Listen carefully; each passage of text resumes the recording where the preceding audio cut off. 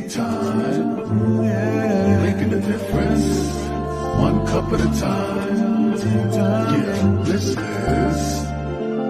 Teatime, yeah, making a difference, one cup at a time. Teatime, yeah. So be sure to grab your tea, grab a seat, and tune in to Miss Liz. Teatime, making a difference, one cup at a time. Tea time, yeah. Tea time, time, time.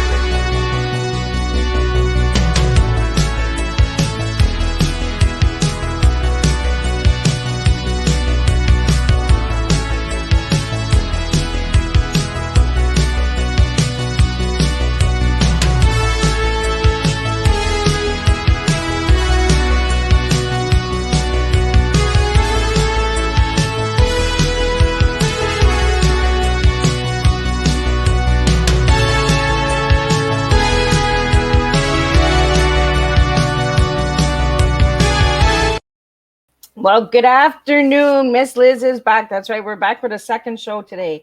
We were here this morning and we had an amazing guest this morning. We had Mary Kay Sorrells, and she shared about tigers love bubble baths and it is a romance. So we're sticking with romance today. That's right. Romance Day with Miss Liz.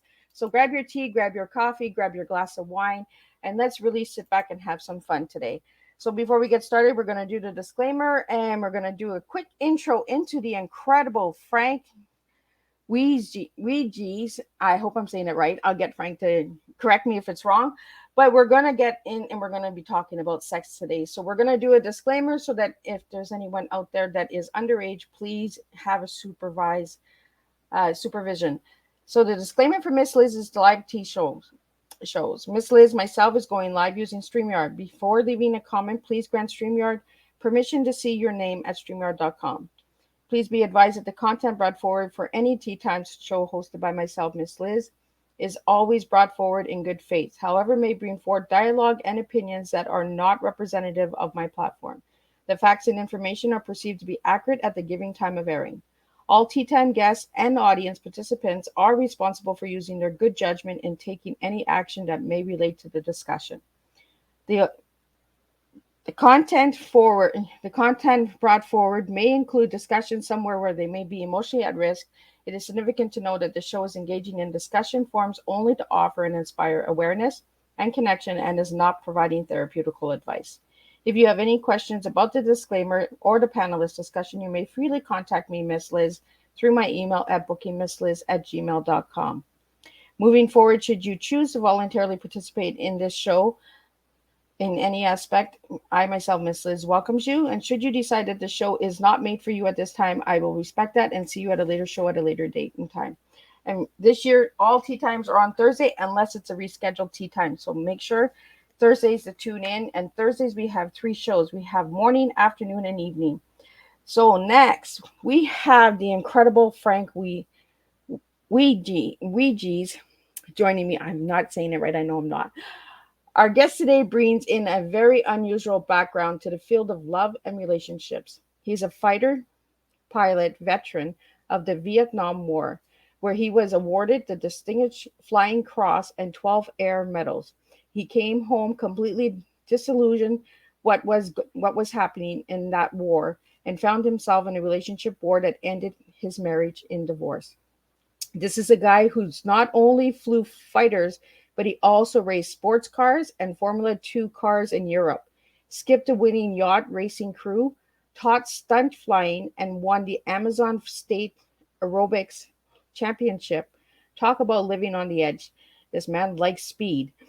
The thing that was missing in his life was a fulfilling, loving relationship. So he turned his attention to learning everything he could about love, sex, and relationships. With degrees In business, Aero-Engineering, and law, he knew how to study. He sought out teachers from around the world, worked with a Native American shaman for over 15 years, and read everything he could find on love, sex, and relationship.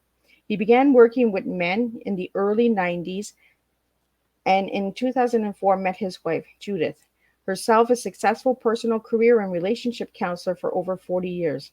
Together, they have written two books. Their latest is The Magical Sex Book. Our guest is Frank Wiegers. He is here to tell you how you can put the magic into your relationship. So we're going to get Frank into the studio and we're going to have some good old sex talk because we're going to talk sex and we're going to talk romance. We're going to talk about all that good stuff. So welcome, Frank. Well, thanks, Miss Liz. So nice to be here. I'm very excited. It is an honor to have you here. And you really do love speed, like Oh, yeah. racing, yachts, flyers. And it's truly amazing. I've learned so much by doing some research on you. So let's get into talking the set and the magical sex. Let's get right into it. If you'd like to share a little bit about the book and when you wrote it and how people can get all that good stuff. Oh, I'd love to share about that. As you mentioned in my intro, I was not a winner in relationships. I might have been a top gun in the Air Force, but not in relationship. And I really figured out that that was more important to me than almost anything. And I really wanted to know what it would take to have a fulfilling, loving relationship. So I started studying. And the more I studied, the more I found out I didn't know. And as years went by, I finally, after about 10 years of being by myself, I went to a ceremony one day, and that's where I met my wife, Judith. And we connected at that ceremony, went out on a date the following weekend, and that was 18 years ago. And so we've just been so happy and worked together so well that we both decided we needed to teach all the stuff that we had learned so that made our marriage work. So that's how the book came about. And we started out, we went to a workshop where the seminar leader called me up to the top of the front of the room. He said, tell people what you do. And I said, well, I coach people in love, sex, and relationship. He said, yeah, you and 5,000 other Tantra teachers. He said, tell everybody what you used to do. I said, well, I was a fighter pilot. So this lady in the audience says, oh, you're the Top Gun of love. And everybody went, ooh. And the teacher said, well, nobody's ever done that. Write a book about love, sex, and relationship in the vernacular of a fighter pilot. I went, well, could do that. That sounds like fun. And I did it. And, it was that thick. And we looked at it, and we said, nobody's going to buy it. We couldn't even get an agent to think about it, much less look at it. So we start excerpting things out of there that we thought was the most important. And the first book came out was our book called So That's Why They Do That, Men, Women, and Their Hormones. And it talks about how hormones drive behavior differently in men and women. So with that going forward, we published that book back in 16, and it's available on Amazon. And then I said, the book I really want to write is about how sex is magic and how it creates the really powerful, energetic, spiritual glue that makes our relationship sing. And so she said yes. So she did most of the work on the hormone book, and I did most of the work on the sex book. But we both had major input into it, so it was a joint effort and an effort of love. So that's how it came about. Well, and I got to meet your beautiful wife just before the show started, and the connection is really magical. You can see the love between the two of you, uh, and I think that's what we talked about just before we came live was connection, because that's what relationship is, right? Is the connection. So let's get into the connection. How did the connection start? Well, it's really interesting. It's I had a teacher once. She said that the deepest wounds in our culture are sex and money, and she would always talk about money. And I said, well, who's going to talk about sex? And she said, not me. I said, okay, I'll do that one. So that's when the study started too. That was many, many years ago. So The thing in my research, I want to bring this out because it's really important to the connection, because everything that makes it magical is all about the connection. And there was a survey done of married couples, longtime married couples, and they asked the men and the women separately, and they asked the men, do you think your wife thinks you're a good lover? 85% of the men said, yeah, they thought they were good to great lovers. When they asked the women if they thought their husbands were good lovers, only 15% agreed with their husbands. So that tells us two important things. One is that the men don't know what they don't know. And two, the women aren't telling them the truth. And the reason they're not is because it's hard to talk about sex. When you start telling a guy he's not doing it right, man, you're just crushing his ego and he gets hostile, shuts down, and doesn't hear another word that you're saying. Learning how to communicate about love and sex in your relationship is really a special skill, and it doesn't come naturally. We're not taught that. Yeah. So why are we so scared to talk about sex? Well, I think it's I have to say, I think it goes back to our conditioning. In school, we're taught all the things we have to learn to be successful in having a job and a career. We're not taught one darn thing about how to have a relationship, much less a sexual relationship. Sex education in school is all about how not to get pregnant and how not to get a sexually transmitted infection. So I mean, we're so lacking in that. I mean, there are many countries in Europe that have a much more advanced approach to love, sex, and relationship than we do. And I think a lot of it comes from our deeply Puritan culture. And it's not okay to have pleasure. It's only okay to suffer and do reparation for your sins. And God, that's just such a repressive and of course I was in a very religious family and everything was repressed. So I mean it wasn't until in my late 30s that I really began to open up to the possibilities of having a really loving, pleasurable sexual relationship. So um, learn we can talk more about this. Learning how to have uh, a loving, compassionate conversation about sex is a special skill, and oftentimes I can talk about some pointers. Do you want to go into that? Yeah, let's get into the pointers. Okay, so the first thing you have to do, let's talk about a woman talking to a man, and then we can talk about a man talking to a woman. But first of all, just getting a guy to have a conversation is a challenge in itself. And guys, you say, "How was your day?" Okay, it's fine. And instead of saying, I did this, I did that, and that's a whole nother ritual that we'll get into in a little bit. But the woman has to start out by telling him how much she loves him and how much she likes something that he does right. Not to bring up all the things that he doesn't do or does wrong, but start off with what he's doing that's right and gives her pleasure, and ask him how he feels about when he does that, and would he like to do more of that, and then get him to agree and acknowledge it and say, that feels so good for me, and you know what else would feel really good to me, and you get him to say, and if he says, know what, that opens the door for you to tell him. And you have to tell him in a way that he can win and not say, well, you don't ever do this and you don't ever do that. And boy, he's gone. He's not going to hear another thing. So you have to tell him all the things he's doing right. And he's like a little boy, guys.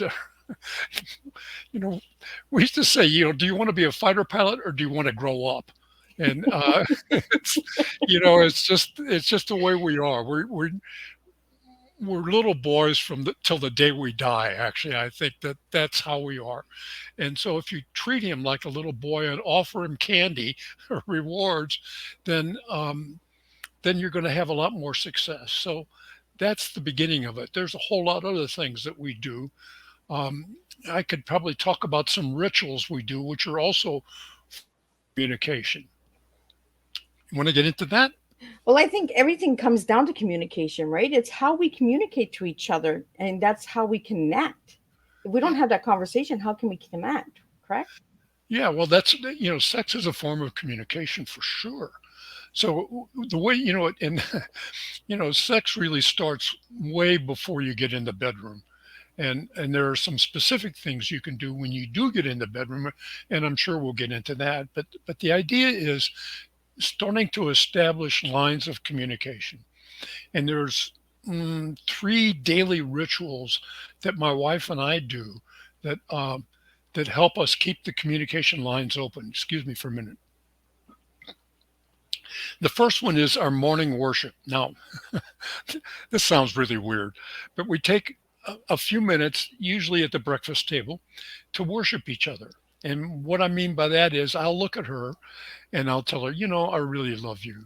I love the way you work. I love your commitment to learning about your art.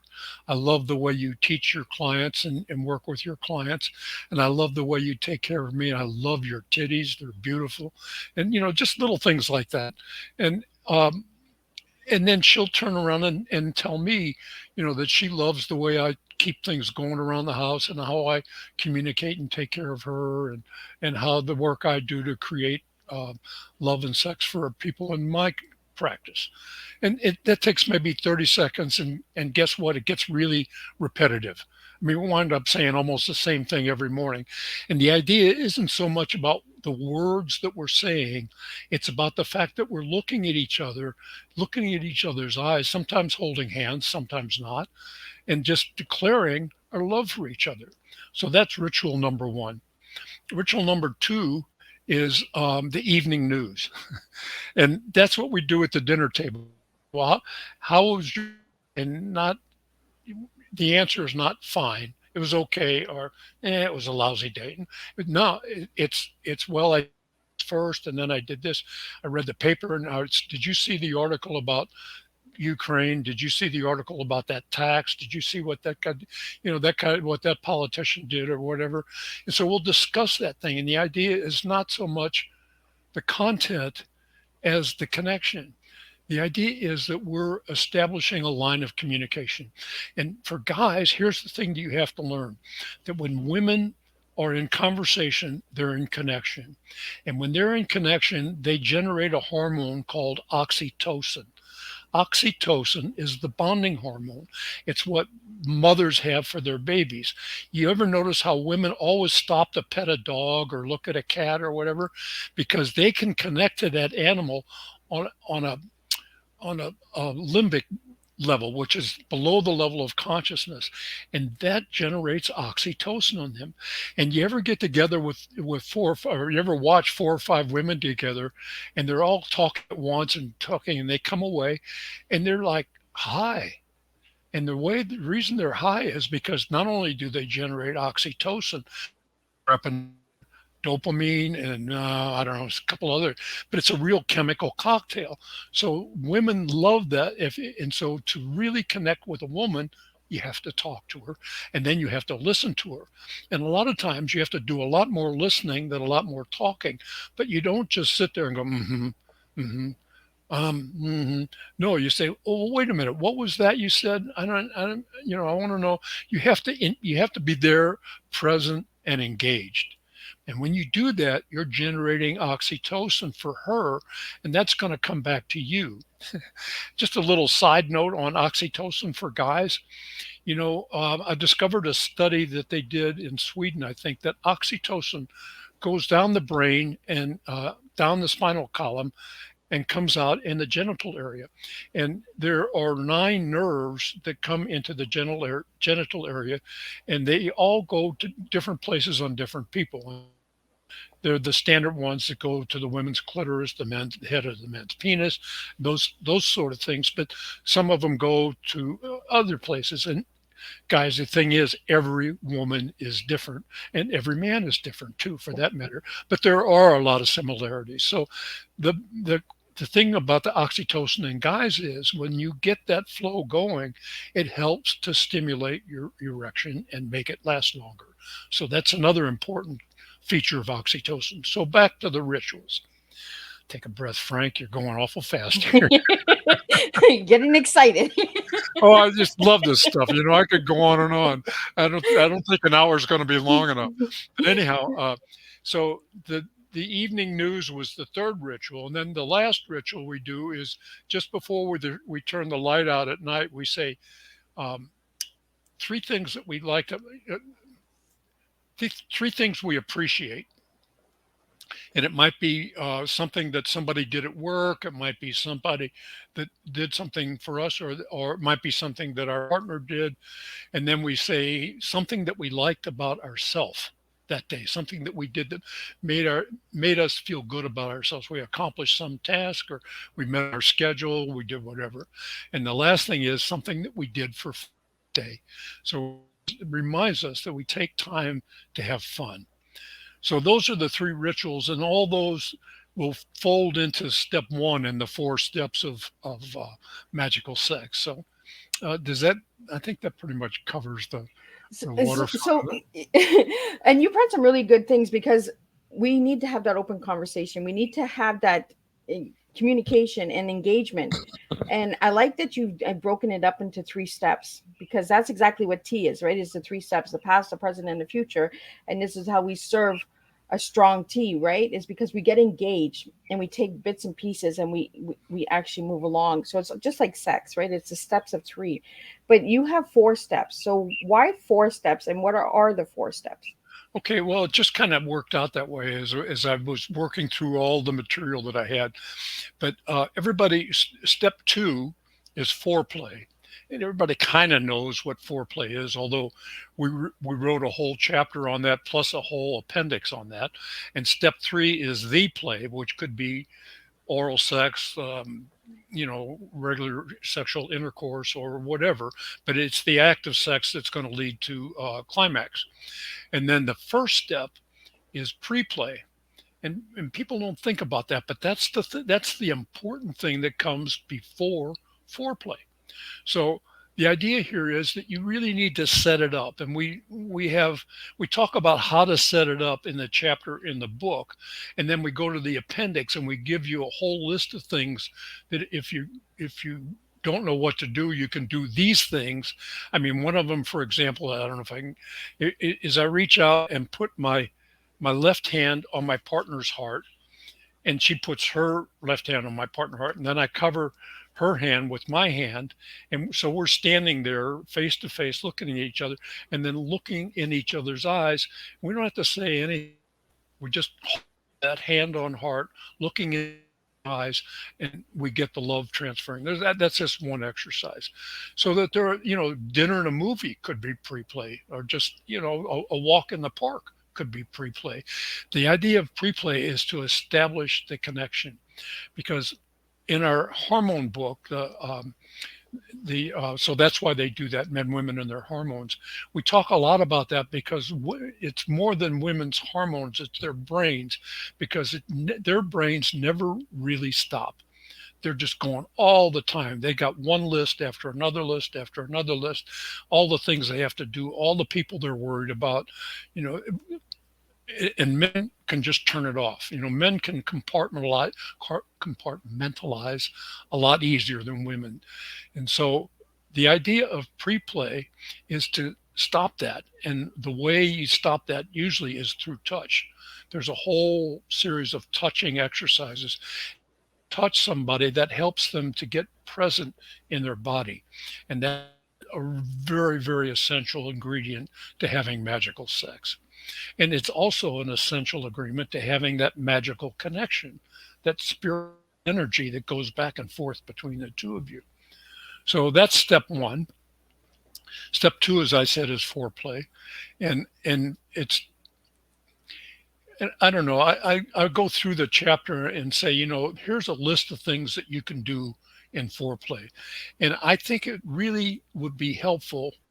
I mean, in fact, I recommend this for couples, is to get the hard copy, or not the hard copy, the paperback copy of the book, and read it together in bed and say, well, what about this? What do you think about that? And what do you think about this? And boy, is that a great way to cover all the bases and help you to understand each other more. So that's foreplay. And then the play, we talk about ways to have sex, and there's no right or wrong way. There just is having it, Yeah. And one of the things we talk about is the fact that we never have mutual orgasms. We're both, I mean, women. Well, it's important for guys to know that she comes first. I think Emily Nagoski wrote an amazing book, and it's called "She Comes First," I think. And or no, that was I'm getting off track here, but that's a really important factor. Is I make sure that she has her orgasm before I have my orgasm. So so then we're in the play. Then we go to after play, and this is a really misunderstood idea. Most guys say, "Here's two." We'll go back to the oxytocin thing. Excuse me. When women have an orgasm, men too, they're flooded with oxytocin. Men are also oxytocin, but also flooded with testosterone. And then the testosterone overrides the oxytocin. So instead of wanting to be there and cuddle, he's like, well, what's for dinner, or what's on TV, or he'll go to sleep, or he'll say, in the old days, he'll stop and light up a cigarette and have a drink or whatever. And so that it's really important to know that that period after you have orgasms has a lot of power in it, because look at all that spiritual connection you've both made, and look at all that sexual energy you both just generated. Well, we know that thoughts have, and we know that sex has energy because we just felt it. So if you combine the energy that you generate with sex with the energy of your thought, it's like putting rocket fuel on your thought.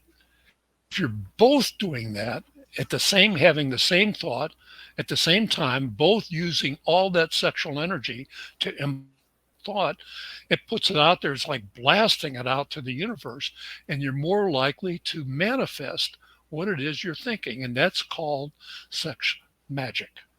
And it's been taught by shamans for years. I mean, there are very early, I think there's early references to it in the Vedas, and I'm not a scholar of the Vedas, but those are teachings that predate the Torah. I mean, they're over 5,000 years old now, I think. So, excuse me, I got to clear my throat here. So that's kind of the four steps in a nutshell. We usually take about 15 or 20 minutes. We'll just Judith will put her head on my chest, and I'll put my arm around her, and we'll just lay there and feel each other's and feel each other's connection, and just bask in that glow of post orgasmic feeling. Well, and I'm glad that you brought this up, Frank, because a lot of people don't talk about the afterplay. There's the three steps, but the fourth step they always leave out. It's like you said, they go to sleep, or they light up a cigarette, or they watch a movie, or grab a magazine, or it's over. But that's also leading up to a second round of pleasure when we have the afterplay, correct? Exactly. Exactly. And it's just the idea of cherishing, the wonderful energy and connection that you've spent all this time generating. Yeah, and I really like the spiritual connection, and I like the word magic because it should be magical. It should, Mhm. you know, when you're sharing your body, it should be magical. You're not just sharing your body with everyone, you're sharing it with somebody that you're actually connected with. Exactly. Yeah. And especially for couples that've been in relationship for a long time, you kind of get stale, and, it's just like the same old. And, excuse me a minute. So you have to think of ways. It's not about doing things different so much, or creating a new position or a new venue or whatever thing. It's about creating the connection. And that's the thing. If you can create that connection, and you can do it on all levels, it will just take your relationship to a much higher level. I mean, it'll just make life better for both of you and empower you, and you get that sexual energy, and that goes forward through the day, and you take that into your work. You find yourself being more creative. I studied with a Native American shaman for many years, and he said, sex is not just about procreation, not just about making babies. Sex is about creation. It's about creativity. And I find that, the more I let the power of Eros, which is that sexual energy, into my life, the more creative and the more excited and enthusiastic I am. So that's the way I feel about it. So So we have a comment coming in. I want to share it with you, Frank, and get your feedback on it. So it says, even magical when it's a warm day and you and your partner have place to yourself and lie there connecting bodies without even having sex. That's my view. absolutely. I mean, it's not necessarily about the in and out, so to speak, of having sex. It's about the connection. And if you can get that connection with your partner, then you have it any way you want it. But there's no right or wrong to this. It's what's great is how deep can you go with your connection. So, yeah, sure, I think that's fine. And one thing we don't really talk about in the schools and in the public is intimacy, right? Is we don't talk about that deep intimacy of connecting with one another's souls. So how do you feel about that, Frank? Oh, absolutely. I like to say it's into me you see. And that's what guys don't realize. All heroes in our literature are like the loners, Jack Reacher, Maverick. All those guys. They're just just do it myself. I'm the only guy that can do this. It doesn't work that way in relationships. What works in relationship is to connect to your partner, and when you need help from your partner, you ask for it. So intimacy is letting your partner know, and it's about being vulnerable. And a lot of guys think that if they let their partner know that they're worried about their job, or they're worried about not being able to perform on the basketball court, or whatever they're doing, that their wife is going to think less of them. And actually, I think if they can acknowledge that they're feeling a little vulnerable, or they're feeling a little anxious about something going on at work, and the wife can come in and say, "Oh, honey, you're so good at that. You're going to be all right," and get in the love. Women love that. I mean, nature is, it's nature and nurture with them is just almost automatic. So when you open yourself up and share your vulnerability, and share your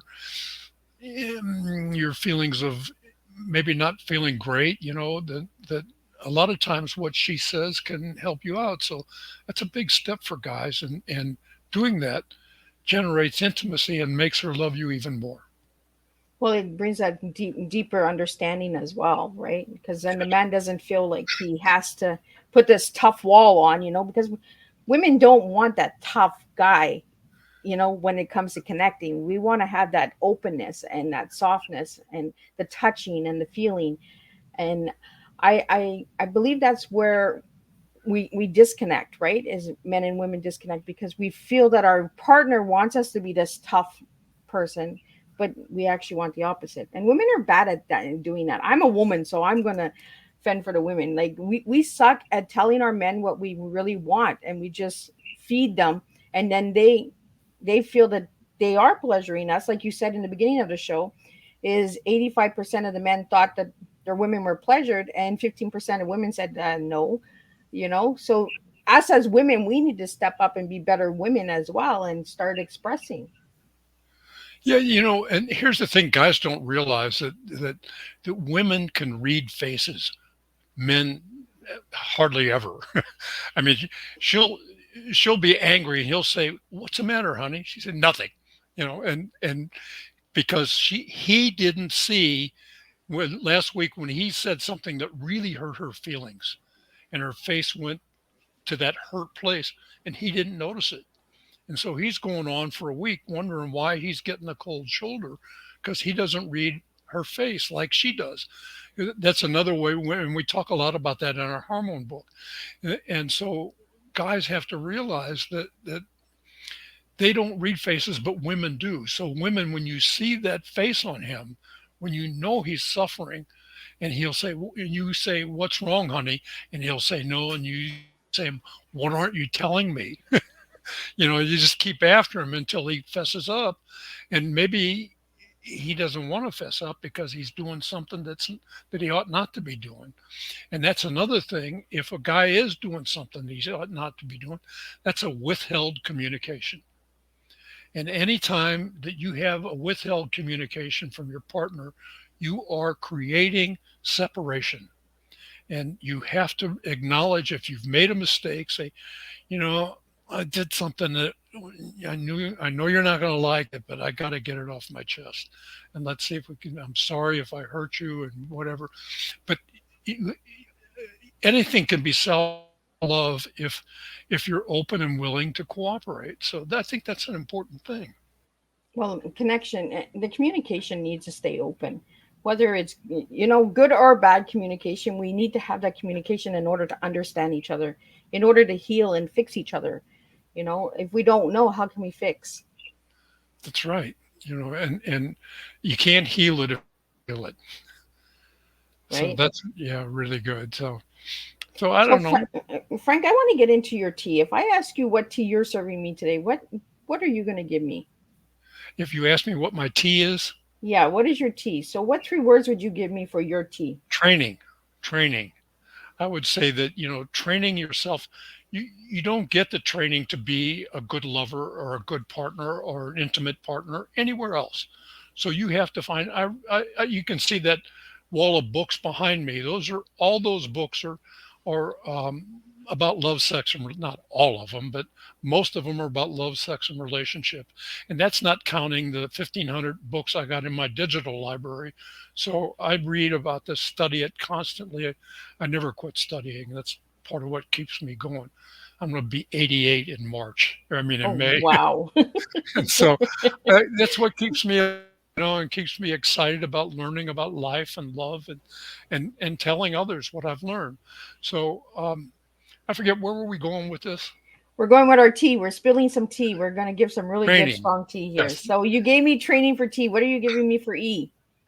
E is, well, more like training, maybe education and learning everything that you can about love, sex, and relationship, and talking to your partner about what you've learned. And our book, the Magical Six book, I had a toot the horn here, is a great way to do that. If like I said, get the paperback. It's, I don't know, it's not that expensive, and it will pay huge dividends for you.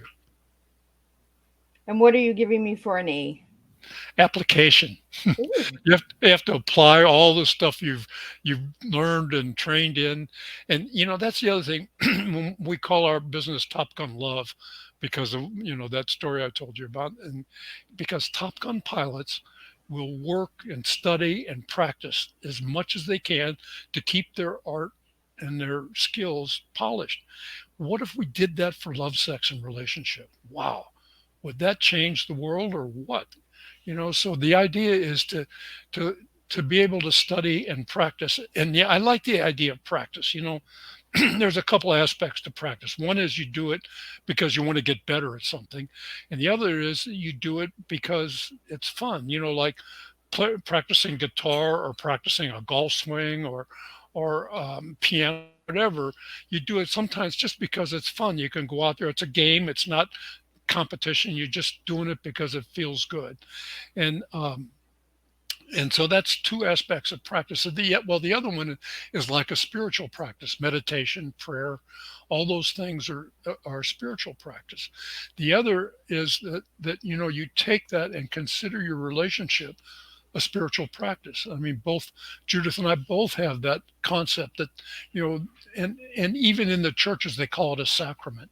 So it is a spiritual commitment. And I remember, I think we were on our third date, and Judith said, I want to make sure that I'm looking for a husband.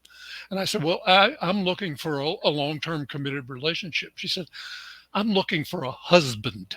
I went, okay, that's a long-term spiritual relationship. So I said, let's commit to each other right now and see how deep we can go how fast we can go. And I'll bet you in 90 days, we'll know whether it's going to work or not. And if you don't make that commitment, that's the other thing is it's the commitment to make the relationship work. And if you don't make the commitment, then there's always sort of a, well, it wasn't going to work anyhow. So I'll bail out now. And there's no bailing out. It's a commitment here, and You're either we committed or have you're gone. our yeah, yeah, but it's not easy, because we're both very strong-willed people, and we both have our ideas of how things should be, and it's led to some very uncomfortable times. But we go through that, and sometimes we resolve it, and sometimes we don't, and sometimes we say, "Oh God, we're arguing about that again," but it just never goes away. It's always going to be there. So you just take that and say, "Well, this is what I got," and then I celebrate what I got, and I have to.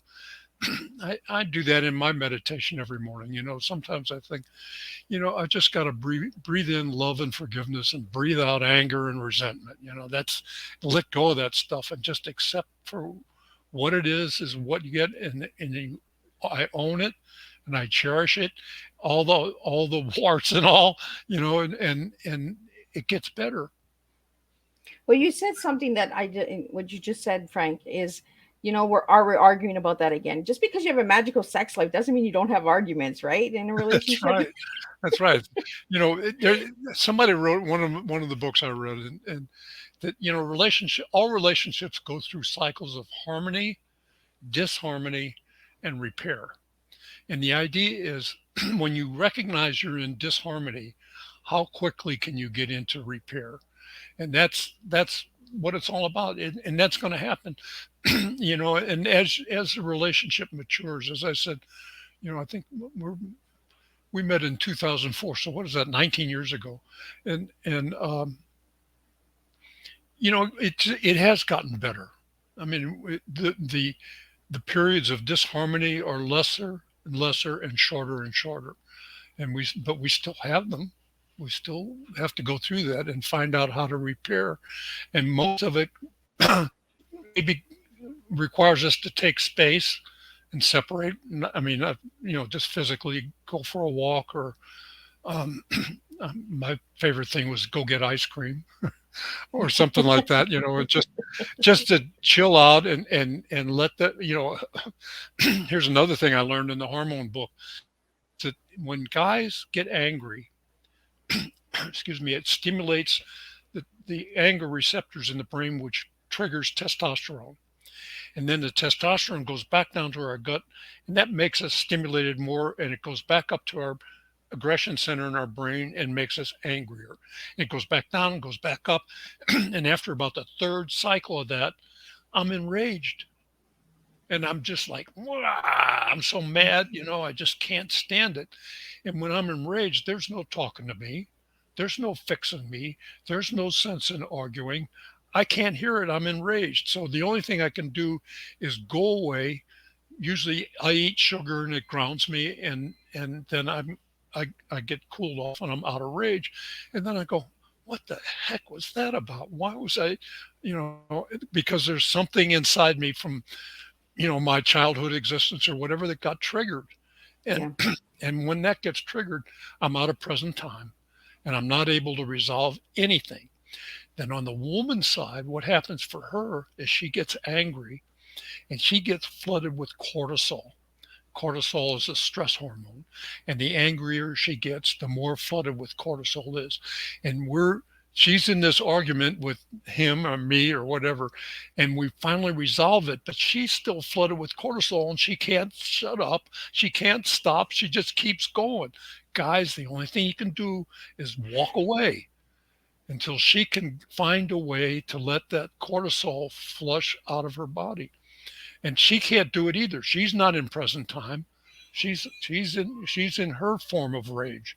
So those are important things to know when you're in a relationship and know that they're going to happen. And you have to know that's the repair section. Sometimes what you have to do is just take space, time out, whatever. So So that's does this bring it to makeup sex? How does yeah, it makeup does. sex come in? Oh, it does. And It, it's hot because now you've got all that energy flowing in your body, the adrenaline's flowing and everything, and boy, it's wild and crazy. And that's the best time to create, because the more passionate you can make your sex, the more powerful it is, the more sexual energy you have, and the more you can attach that to your thoughts and create. So sometimes it's not easy to remember that, and we have a little trigger word that we use after orgasm to remind each other, because we don't orgasm at the same time. But the heat is hotter when you're angry, right? When you're frustrated. And for that moment, you kind of just disassociate from what's actually the argument about, right? Because you're right back into connecting with the bodies. Right. But it's more than your body. You're connected to the psyche as well. Yeah. Excuse me. So a lot of people, when we talk about makeup sex, a lot of people will use that as, okay, I was mad at you, let's just have sex, let's just forget it, and let's get over it. And us as women, I know for myself, I'm just like, okay, that was good, but this still needs to get a solution. Like, we need to figure this out, right? Absolutely. Yes, you do. You still have to resolve the issue from one way or the other, and until you come to an agreement. It might not be what either of you specifically want, and and that's okay. You say, it's still compromise. There's a lot of compromise in relationship, and guys especially don't realize that. It's my way. I'm the guy. You do what I say. Well, come on, guys. We're both here, man and woman. We're both saying women step up, men step up. I think it's the connection. We really need to start understanding connection. And like you said right at the beginning of the show, is when we were in school, we were not taught how to have or trained how to have relationships with each other. Well, yeah, I think, as I said, I think that really the corporate interest. I think our country's run by corporate profits. I mean, if it doesn't bring corporate profits, it doesn't matter to anybody that's got any money. So corporate profits do not encourage um, loving relationships. They would rather have you in the office, in the plant, in whatever, working, than at home having a good time with your partner. And we work until we get time for a vacation, and we go for a vacation, and then we slow down enough for all that bad stuff to come out, and then we fight, and we have a fight on our vacation, and that's ruined. So there's nothing to do. I want to get back to the job. At least I know what I'm doing there. So, I mean, it's just it's not a good. And so I think we're not trained in it, and the only way you get the training is to seek it out. And I've talked to many times, if you want to have a really fulfilling, loving relationship, you have to create it every day. Every day, find a way to create the relationship and celebrate Eros. Eros is sexual energy. It's the life force that drives us. It's the source of creation. We came from sex. I mean, we all started with a sexual act, so with an orgasm, and hopefully a double orgasm. So anyhow, the idea is that we have to train ourselves to learn about relationships and learn about love and learn about sex so that we can have pleasure. It's not, I mean, having a good job and doing what you love and creating what you love, that's great. And taking a relationship, you have to have a balance in there. You can't just be all about work. You can't just be all about relationship. You have to have a life of everything. It's all inclusive. Does that make sense? No, that does. And I like that you say that we come from sexual energy, because that's how we are conceived as individuals.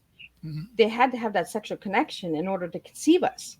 Right. So why are we so scared of that sexual connection as we rebirth ourselves, like as we become human beings? We're right automatically that shy person that doesn't want to talk about sex. And I want to talk about sex. I want to understand sex. I want to be educated about sex. And I think you've really brought a good point when you were sharing your tea, Frank, is that you're the training, the education, the application, and that's part of sex, right? The application of, yeah, dressing, to perform, wearing sexy lingerie, getting the lubes, getting, the vibrators, the toys, getting all of that. So we're getting the application prepared in order to practice it. I did Judith and I did a podcast with a friend of ours about a month ago, and we were talking about that. It's very common for partners to have different sexual appetites, and sometimes, usually, it's the man wants sex more than but not always. A lot of times, it's the woman that wants sex, and the guy's too busy working. He's too tired, burned out. He comes home at 8 o'clock after working, maybe 12 hours, and she wants sex, and he goes, God, honey, I'm just wasted, and he can't do it. So you have to find ways around that. That's another thing that the corporate profits run our lives. It's just, I hate it. So, not to say that corporate profits are bad, and we need corporations and we need them to succeed, but not at the expense of our lives and creating war again. Yeah. So where was I going? Oh, what? Give me a second here. So I'm thinking that you have to create it, and you have to think about how you can help each other and ask each other often, what could I be doing that's going to support you in what you're doing? And you make a relationship about each other and taking care of each other. So, um, where were we going with that, Liz? I kind of got Well, we lost. were talking about the application of practice, right? The practice of Yeah, pleasure. yeah. The So, toys, the lubes, the vibrate, because not everyone is into that. Not everyone that's not a sexual attraction for them, because some might use vibrators and others might say, what, that's not my cup of tea at all. I don't want that. Like, I want you, I don't want the toy. you yeah, know exactly. and you said that right at the beginning of the show, Frank, was we all have our own sexual pleasures and practices that we all enjoy. So if you hear your friend saying, oh, I like my toy, and the other one's like, well, I don't know about those toys, it's because we're both different individual. Like, we both have our own likes and pleasures in life. That's great, and I remember the thread I wanted to complete, and that is that we're responsible for our own sexual fulfillment. Our partners, it's not our partner's job to fulfill us; it's our job to make sure. And I usually tell this to guys too. I said, if you're not getting, you can't push your partner into having sex. I mean, um, charity is not magical sex for sure. So you don't want a mercy sex. What you want is to have a great sexual experience, and if that means doing it for yourself, then do it for yourself. There's nothing wrong with that, and it takes the burden off the. Let's say for me, with a woman, if I want sex and she's not into it and not ready for it, then I'll go close my office door and take care of myself and do what I need to do to relieve that pressure that's driving me crazy. And women can do the same thing. And women, God, I love I think, I'm trying to remember the name of the woman that wrote, I think it's Becoming Clitorate or The Clitoral Truth. I don't know, one of those two books. But women, I think somewhere around 85% of women do not orgasm in in penis and vagina sex. They only orgasm from clitoral stimulation. So guys have to know that. And that's why it's really important to know how to manually or orally stimulate the woman's clitoris so that she does have an orgasm. And then you can have penis and vagina sex and you can have your orgasm, or she could do oral sex or manual sex on you. However, it doesn't matter. It's the idea that you're both giving each other pleasure. So it's really important to know that. And for guys, if you're feeling like you have to have it and she's not willing, then take care of yourself. For God's sake, you did it for years in high school. You Right. did, you did it in college, and women the same way. If you think you really want it and he's too burnt out, working too hard, you want to do something to try and get him not to have to work so hard. But take care of yourself. Just do what you need to do. I think that's really important. Well, I think, Frank, it comes back to those numbers, 85% and that 18%.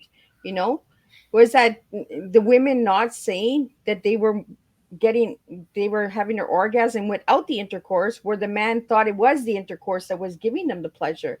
And maybe this is where we need to understand and be educated more, is that the women don't have an orgasm during intercourse, you know. Right.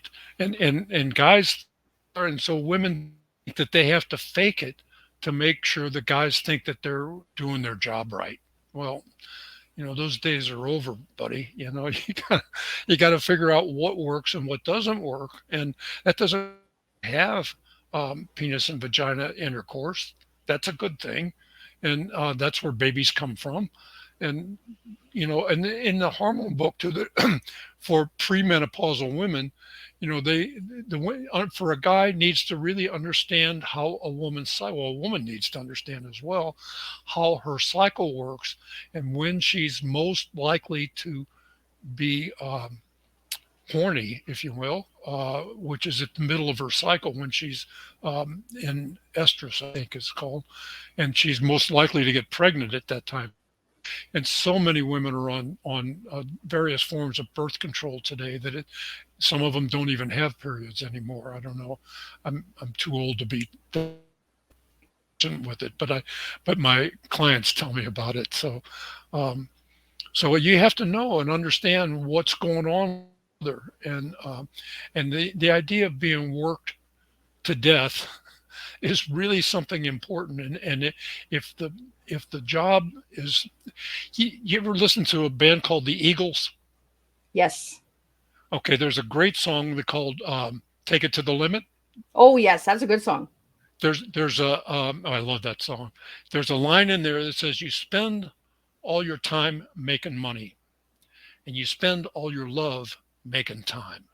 Well, doesn't that really describe what we got going here? Yeah. We spend all of our love because we're so busy trying to make money that we don't have time for the love. Well, then he says, if it all fell apart tomorrow, will you still be mine? And then he says, I'm searching for my freedom, but I can't find the door, and nobody seems to care. So put me on a highway and show me the sign and take it to the limit one more time. So that's kind of like where we are. And you just brought up a good fact: music and sex. Make out with music. The beat of the music and the connection. Because when You we know, connect with the music, we connect with the bodies as well. that's one of the things we do, excuse me, as part of pre-play is we dance.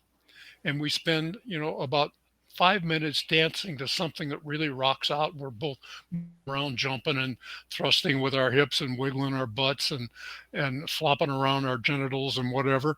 And so we do that, and then after 5 minutes of fast dance, we do about 5 minutes of slow dance where we're really holding. We're more just rocking back and forth. We're not doing the waltz or uh, the Lindy or any of the ballroom. It's not ballroom dancing. It's just standing up and being our naked bodies are connected to each other. And we do all this stuff. Once we start with pre-play, we have our clothes off, standing there naked and vulnerable and open to each other. So I think for me, I used to listen to music while I was making love, and I found that kind of maybe got in the way of my connection. So Oh, I stopped listening to music. I do the music during foreplay, but then there was another. Somebody made a CD that I kind of liked that came from a tantric community, and I don't know if your folk. Do you know about tantra? Do you know anything about tantra? no.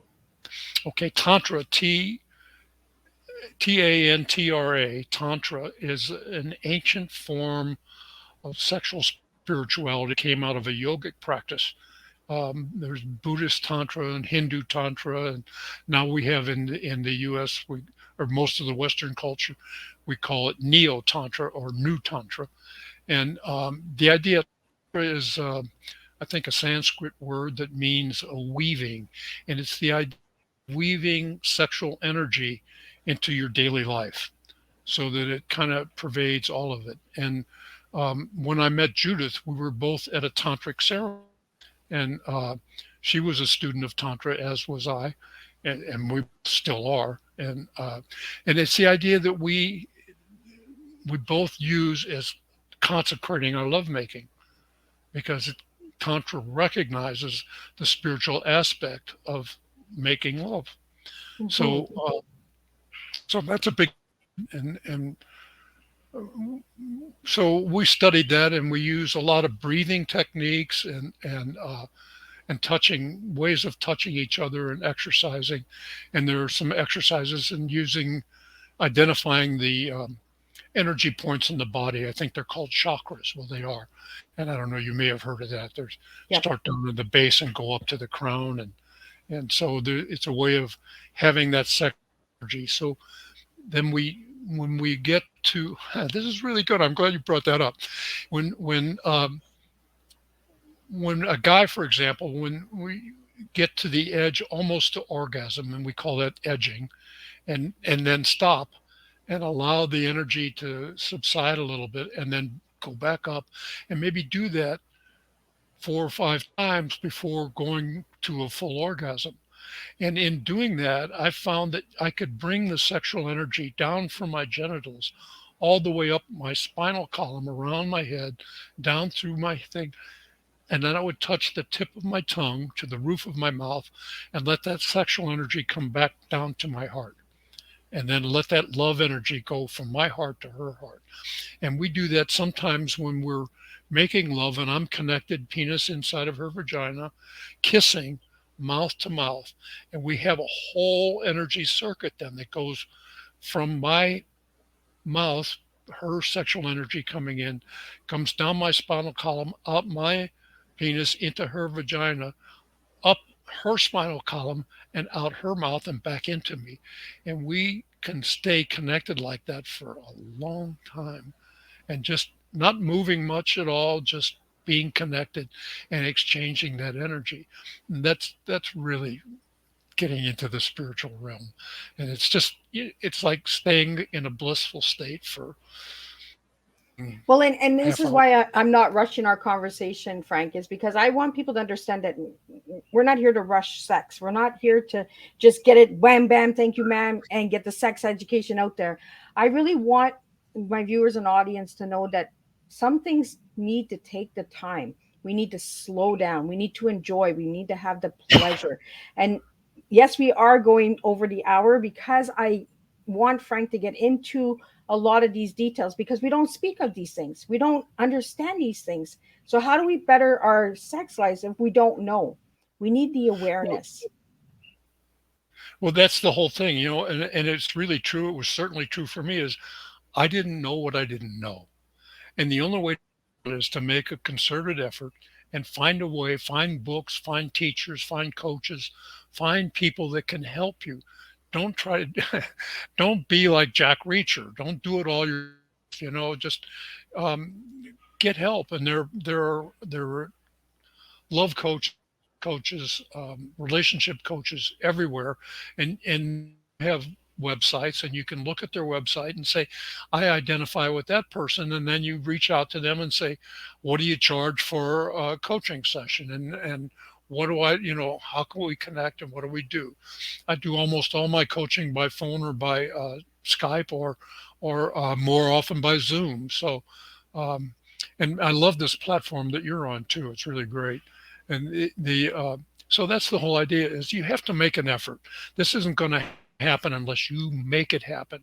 And you have to take responsibility for educating yourself, as I did. I mean, nobody, I didn't know where to go. And I would talk to everybody I came to. I went to 12 meetings, and I talked, I have to say that, 44 years ago, I got sober in AA. And it was, talk about a spiritual awakening. It was definitely a spiritual awakening for me. Haven't had a drink or a drug since. And now I wouldn't even think of taking something that's going to alter my consciousness, that I work so hard to be conscious and present in the moment, no matter what. And and I want to keep it that way. So I learned then that I had to take responsibility for myself and educate myself.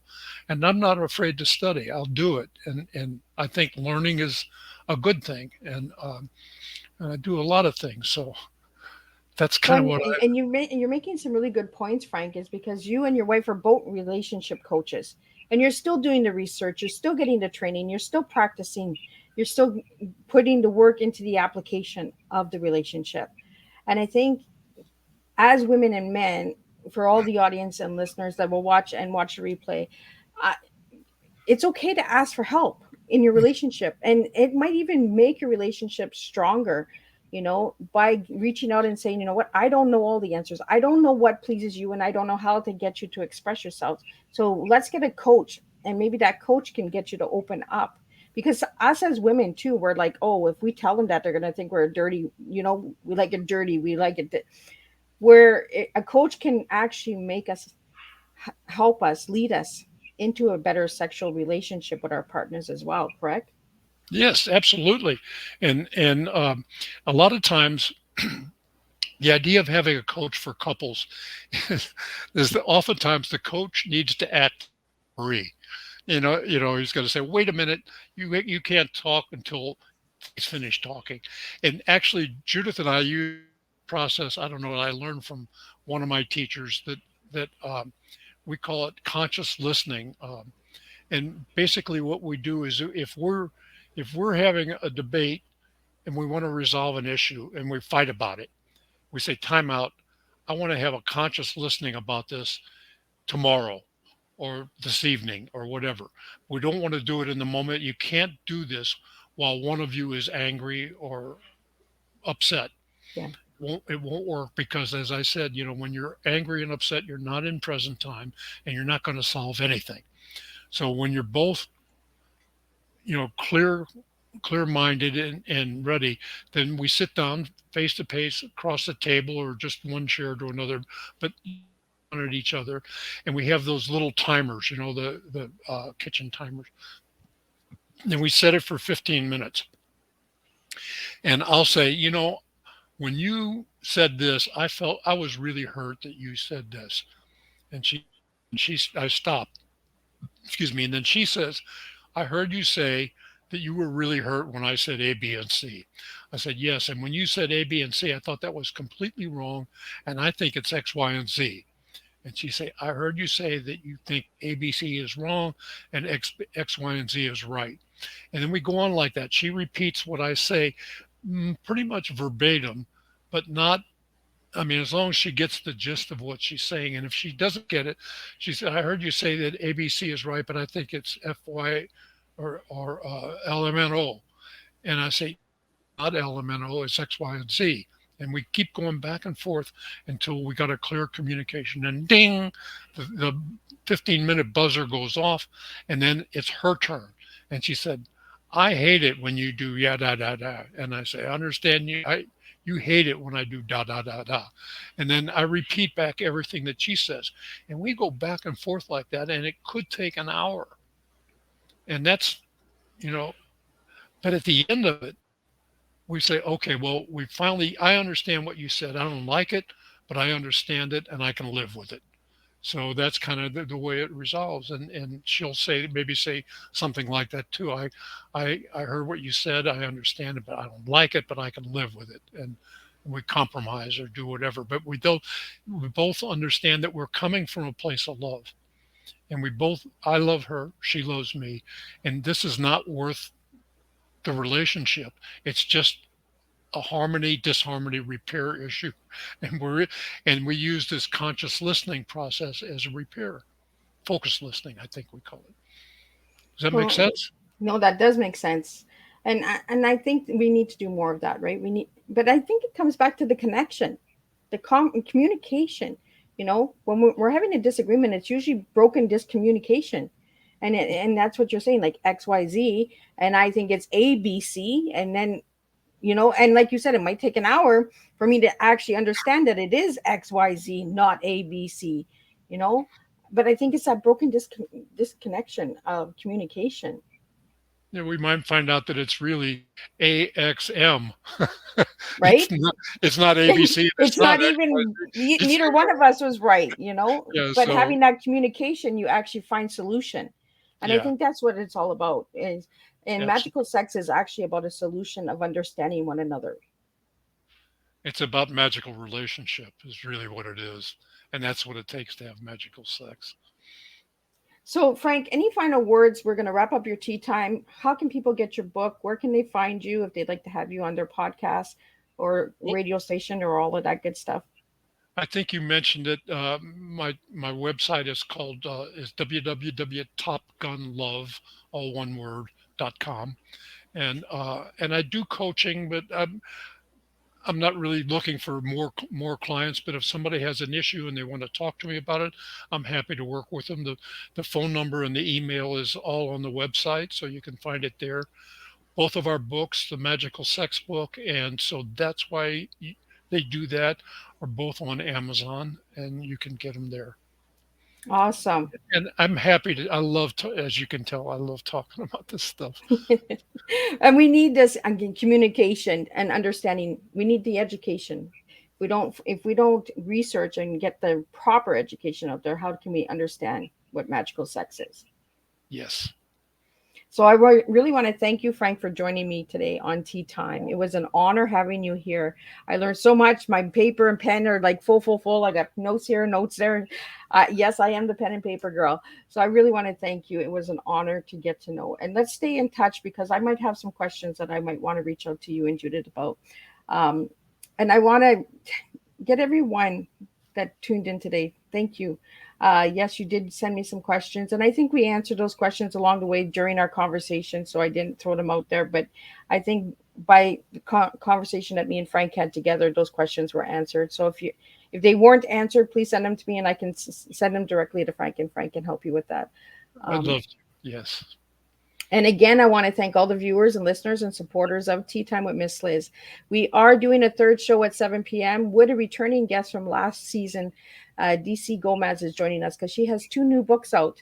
So we'll be talking about that and talking about all of the good updates that she has since she's been on last year. I believe she was on in the fall. So it's been a couple of months since I've seen DC. So I'm really excited about that. But again, Frank, thank you for joining me today. Don't thanks. leave. I'm just going to close up the live and we'll continue talking in the back.